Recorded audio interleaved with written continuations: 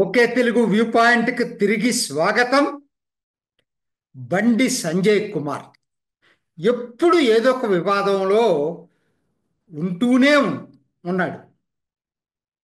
ప్రస్తుతం కేంద్ర పథకాల పేర్ల అంశంలో ఆ పేరు తీసేయకపోయేటట్టయితే పథకాలు బంద్ చేస్తానని, అలానే పద్మ అవార్డు ఎట్టి పరిస్థితుల్లో గద్దరకు ఇచ్చే సమస్య లేదని, ఇలా ఇవాళ కొత్త ఏం కాదు ఈయన. మీకు గుర్తుండే ఉంటుంది, సెక్రటేరియట్ గుమ్మటాలు మేము అధికారంలోకి వస్తే పగలగొడతామని చెప్పాడు.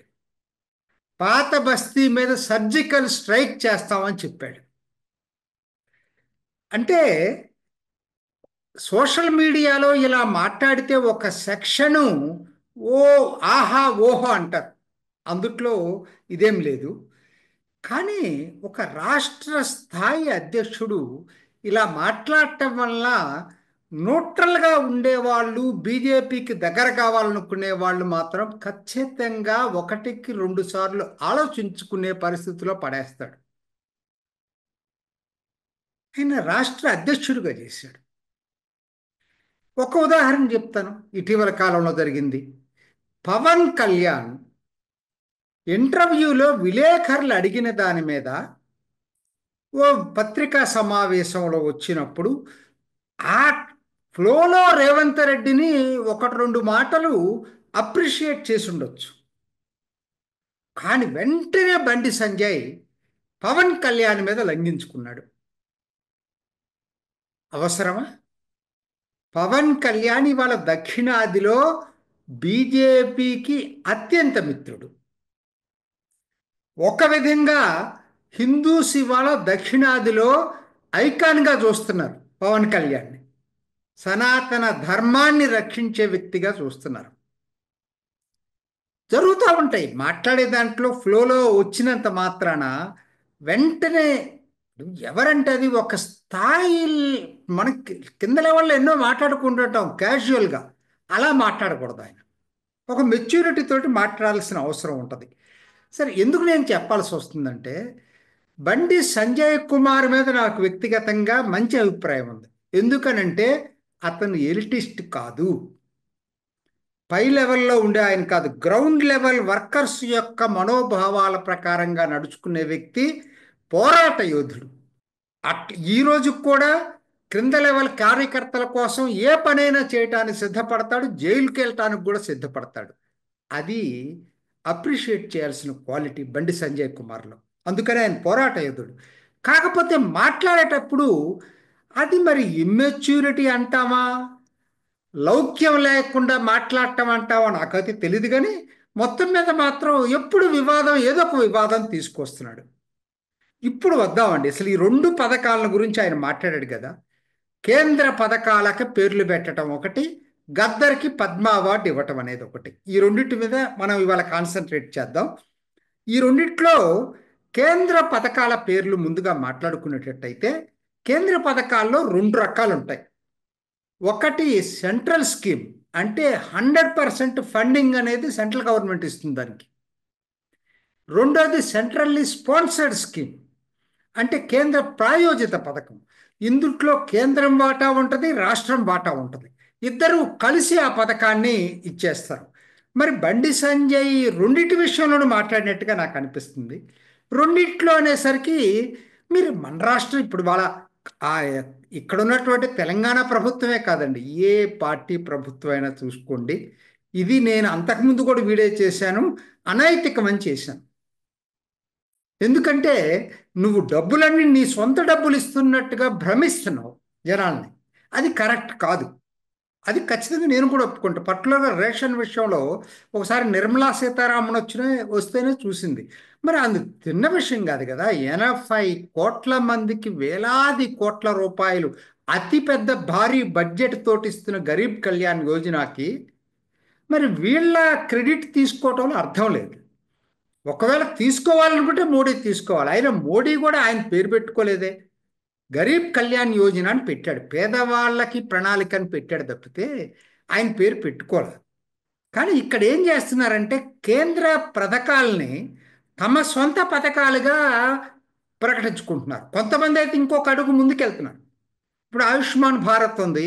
అది ఇవ్వటం ఇష్టం లేక మమతా బెనర్జీ అసలు దాన్ని అమలు చేయలేదు. అరవింద్ కేజ్రీవాల్ కూడా అమలు చేయలేదు. అదొక్కటే కాదు, రైతులకు ఇచ్చేటువంటి స్కీమ్స్, పిఎం కిసాన్ సమ్మాన్ నిధి మమతా బెనర్జీ అమలు చేయలేదు. పూర్తి రాజకీయ ప్రేరిత, ప్రజలకు అన్యాయం జరుగుతుంది ఇటువంటి రాజకీయాల వలన. ఖచ్చితంగా నేను ఒప్పుకుంటా, బండి సంజయ్ కుమార్ చెప్పిన దాంట్లో అర్థం ఉంది. కానీ మాట్లాడిన పద్ధతి బాగలేదు. లేదంటే బంద్ చేసేస్తాం.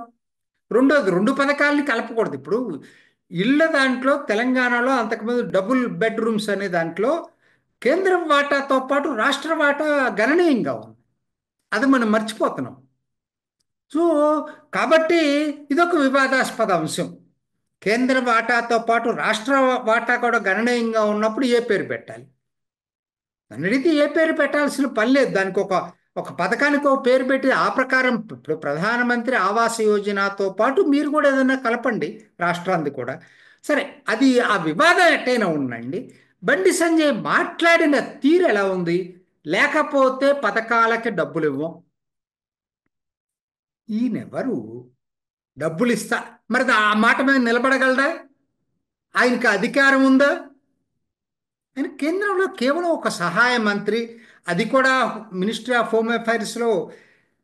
అంటే ఏ మాటకు ఆ మాట చెప్పాలా? ఆయన ఇంపాక్ట్ అయితే ఎక్కడ లేదు కనీసం. మరి ఎందుకు? మరి కారణం ఎక్కడ? మన పేపర్లో కూడా ఆయన కేంద్ర సహాయ మంత్రిగా ఆయన చేస్తున్నటువంటి కంట్రిబ్యూషన్ ఏంటో ఏంటో తెలియదు. ఆయన దాంట్లో కూడా వెళ్ళట్లేదు. ఆయన వ్యక్తిగతంగా పోరాట యోధుడు అనేది మాత్రం నేను గౌరవిస్తాను. కానీ ఇటువంటి వివాదం అనవసరం. నేను బంద్ చేస్తాననేసరికి మీరు ఖండించడం తప్పు. రేవంత్ రెడ్డి చేస్తున్న దాన్ని విమర్శించండి. మరి మీరొక్కరేనా? మరి ఎందుకు కిషన్ రెడ్డి విమర్శించట్లేదు? ఎందుకు మిగతా బీజేపీ నాయకులు అనలేదు బంద్ చేస్తామని చెప్పి? బంద్ చేస్తామనే మాట చాలా తీవ్రమైన మాట. అది మీ చేతిలో లేదు అధికారం. అది చేయాలంటే మోడీ నిర్ణయం తీసుకోవాలా, కేబినెట్ నిర్ణయం తీసుకోవాలా? మీకు అధికారాలు లేని దాన్ని ఊరికినే లూజ్గా మనం మాట్లాడకూడదు అటువంటి. అది చాలా తప్పు. సరే, ఇప్పుడు రెండో దానికి వస్తామండి. ఆ, గద్దర్ అవార్డు, ఇది అన్నిటికన్నా ముఖ్యమైనది నా దృష్టిలో.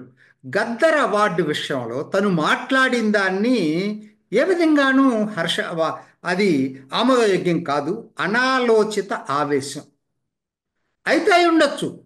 ఒకనాటి భూమికలు, పూర్వ భూమికలో గద్దర్ అండర్ గ్రౌండ్లో ఉన్నప్పుడు మావోయిస్టులతో కలిసి భుజం భుజం కలిపి నడిచిన మాట నిజమై ఉండొచ్చు. కానీ ఆ రోజు కూడా ఆయన రోలు కళాకారుడి రోలే. ఏదైనా కొన్ని సంఘటనలు ఉన్నాడో నాకు తెలీదు. ప్రధానంగా కళాకారుడి రోలే. ఒక వ్యక్తిని చూసేటప్పుడు ఒకే అంశాన్ని అంత నేరో ప్రిజంలోనే చూడాల్సిన పని లేదు. గద్దరు తెలంగాణ జానపదాన్ని ప్రజలకి పరిచయం చేసిన పద్ధతి, తీరు, శైలి నిజంగా అనిర్వచనీయం, అమోఘం. ఎన్ని వందలాది మంది కళాకారులు ఇవాళ తయారయ్యారు. వాళ్ళందరూ విప్లవకార గీతాలే పాడలేదు, రకరకాలు పాడుతున్నారు. కానీ ఆ ఆ శైలి, ఆ తీరు గద్దర్ది. అది మనం మర్చిపోవద్దు. సో ఒక కళాకారుణ్ణి ఒకే యాంగిల్లో నుంచి చూసే బదులు నువ్వు దీన్ని ఒక బ్రాడర్ యాంగిల్లో, ఒక జానపదాన్ని, తెలంగాణ ఆట పాటకి మారుపేరుగా గద్దర్ నిలిచాడు. అది మర్చిపోతున్నాం. గద్దర్ నిలిచాడు. గద్దర్ పాటలు ఇష్టపడే వాళ్ళందరూ కూడా మావోయిస్టు భావజాలాన్ని ఇష్టపడలేదు. అది మర్చిపోవద్దు మీరు. అందులో ఆ గ్రౌండ్ లెవెల్లో ఉండే పేద ప్రజల ఆవేదనని ఏ విధంగా వ్యక్తం చేశాడనేది చాలా ఇంపార్టెంట్. అన్ని పాటలే కాదు, ఆ సమాజంలో అట్టడుగు ప్రజల యొక్క ఆ ఆ హృదయాలు తట్టేటువంటి పాటలు ఎన్నో ఉన్నాయి గద్దర్ రాసినవి. ఒక ఒక చిన్న అంత నేరో ప్రిజంలో నుంచి గద్దర్ని చూడటం అనేది మాత్రం ఎవ్వరూ హర్షించరండి. బీజేపీలో ఎవరైనా మాట్లాడారా మరి? అదే గద్దర్ని ఇంకొకరు అడుగుతున్నారు కాంగ్రెస్ వాళ్ళు, మీరెందుకు స్టేజ్ మీదకి పిలిచి సన్మానం చేశారు? కరెక్టే కదా, ఎన్నోసార్లు మిగతా బీజేపీ నాయకులతో కూడా కలిసి ఉన్నాడు ఆయన. కాదని ఎట్లా చెప్పగలరు ఎవరైతే మాత్రం? జరిగితే జరుగుండొచ్చు. ఇప్పుడు కాంగ్రెస్ నాయకుడిని చంపారని మీరే చెప్తున్నారు. సీతారాబాబు, డీకే అరుణ తండ్రి కూడా ఆ రోజు కాంగ్రెస్సే కదా ఆయన చంపాడు. అయినా అదే కాంగ్రెస్ ఆయన ఓన్ చేసుకుంది. మీకేమో మీరేమో దాన్ని అసలు అభిమానించే గద్దర్ అభిమానులందరినీ మీకు వ్యతిరేకంగా మరల్చడంలో మీరు సిద్ధస్తుల్లాగా చూడబోతే చాలా తప్పు బండి సంజయ్ మాట్లాడింది. మరి వాళ్ళు అడిగిన దానికి ఆన్సర్లు చెప్పాలా. శరద్ పవార్కి ఎట్టా ఇచ్చారు అవార్డు? ములాయం సింగ్ యాదవ్ ఏదైతే మీరు బాగా నమ్మే అయోధ్య రామాలయం విషయంలో కరసేవకులను చంపినటువంటి ములాయం సింగ్ యాదవ్కి పద్మభూషణ్ ఎవరిచ్చారు? మోడీ హయాంలోనే కదా వచ్చింది. మీరు ఒక దీన్ని మోడీ విశాలంగా ఒక బ్రాడర్ యాంగిల్లో బ్రాడర్ ప్లాట్ఫామ్ నిర్మించాలని చెప్పి ప్రయత్నం చేస్తున్న టైంలో బండి సంజయ్ వ్యాఖ్యలు అవి బీజేపీని విస్తృతపరిచే బదులు ఒక అనొచ్చు మీరు ఆయన టైంలో పార్టీ పెరిగిందా లేదా అని. పెరిగింది, ఖచ్చితంగా పెరిగింది, అది నిజం. ఎందుకంటే ఆయన అధ్యక్షుడిగా తీసుకున్న తర్వాత ఒక్కసారి ఊపు వచ్చింది పార్టీకి. కానీ ఒకటి గుర్తుపెట్టుకోండి, ఒక స్థాయికే వస్తుంది అది. ఇలా మాట్లాడితే అక్కడి నుంచి పెరగదు అది. పార్టీ అధికారంలోకి రావాలి అంటే మాత్రం ఈ పద్ధతి సరైనది కాదు.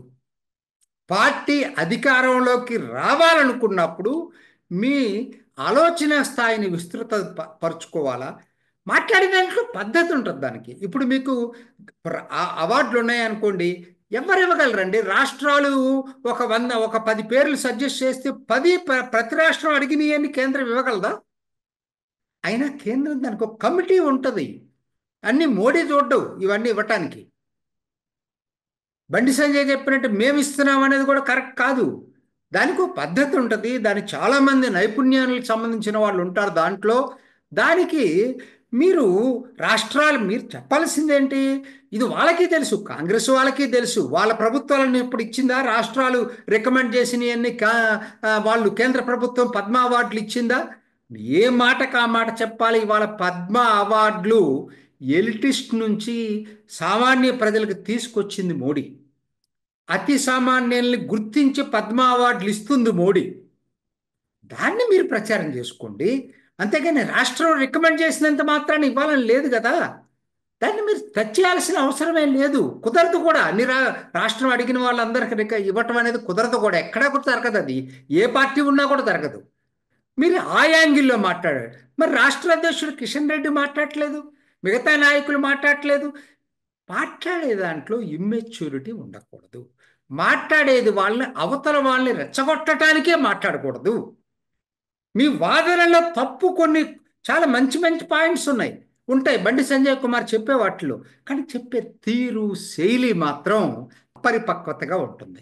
నాకున్నటువంటి దాంట్లో పార్టీ ఇవాళ రేవంత్ రెడ్డి కాంగ్రెస్కి ప్రత్యామ్నాయంగా వచ్చే ఎన్నికల్లో అధికారంకు రావాలని కోరుకుంటున్నప్పుడు మరింత మెచ్యూర్డ్గా మాట్లాడాల్సిన అవసరం బీజేపీ రాష్ట్ర నాయకులకి ఎంతైనా ఉంది.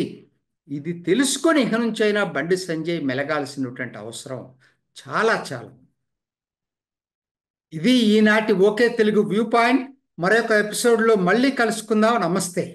చూసారు కదండి. మరి ఈ వీడియో కనుక మీకు నచ్చినట్లయితే ఒక లైక్ కొట్టేసి మీ అభిప్రాయాన్ని కూడా కామెంట్ బాక్స్లో తెలియజేస్తూ ఇలాంటి ఇంట్రెస్టింగ్ అప్డేట్స్ కోసం మా ఛానల్ని సబ్స్క్రైబ్ చేసుకోండి.